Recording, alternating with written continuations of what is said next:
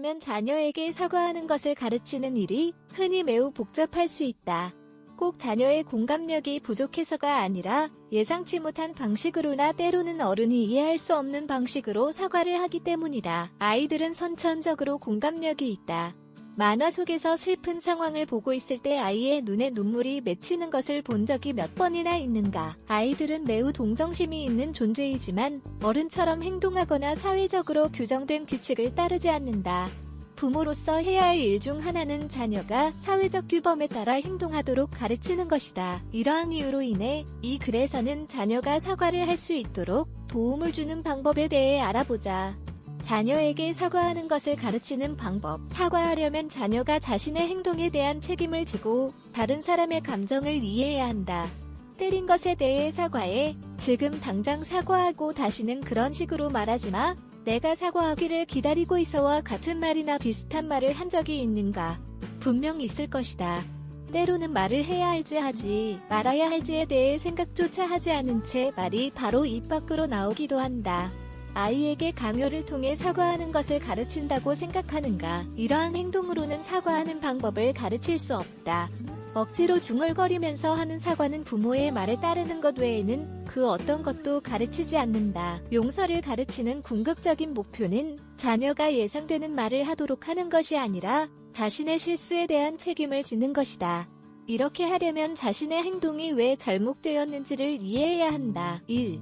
아이가 진정할 수 있도록 도움을 준다. 대부분 아이가 통제불능에 대해 사과해야 하는 상황은 화가 났기 때문이다. 아이가 화가 났을 때 사과하도록 요구하는 것은 다음과 같은 여러 이유로 역효과를 낼 수 있다. 자신이 왜 사과해야 하는지 이해하지 못한다. 더 화가 날 수 있다. 일어난 일에 대해 아무것도 배우지 못한다. 그 대신 심호흡을 하고 아이에게 다가가 갈등이 일어난 곳에서 멀어질 수 있도록 하자. 아이가 상황과 거리를 두고 진정할 수 있도록 도움을 주자. 사과하도록 요구하는 것이 아니라 항상 인내심을 갖고 대화를 하는 것으로 도움을 줄 수 있다. 2. 자녀와 함께 상황을 분석한다. 자녀에게 상황에 관해 이야기를 하고 아이가 자유롭게 표현할 수 있도록 하자. 아이가 진정을 하고 나면 일어난 일에 대해 살펴볼 차례이다. 정확히 무슨 일이 일어난 걸까? 자녀가 자신의 관점에서 하는 이야기를 들어주고 느낀 점을 표현할 수 있도록 하자. 갈등이 있는 동안에는 감정이 매우 중요하며 실제로 아이가 하는 행동의 원인이기도 하다. 3. 공감력을 기른다. 이제 일어난 일과 아이가 그렇게 반응한 이유에 대해 알게 되었으니 다른 아이의 관점에서 어떤 느낌을 받았을지 물어보자. 아이에게 경험한 비슷한 상황을 일깨워줄 수도 있다. 자녀가 자신의 실수를 이해하도록 친구의 입장에서 생각하는 것이 관건이다. 4. 자녀와 함께 다르게 할 수 있었던 점을 분석한다. 시간을 거슬러 갈 수 있다면 일어난 일에 대해 어떤 점을 바꾸고 싶니? 이러한 연습을 통해 자녀는 갈등을 해결할 다른 방법에 대해 생각할 수 있다.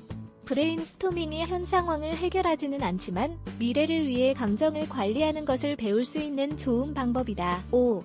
다른 아이의 기분을 나아지게 하는 방법을 물어본다. 부모가 잊어버리는 경향이 있는 중요한 측면은 자신이 모범을 보여야 한다는 것이다.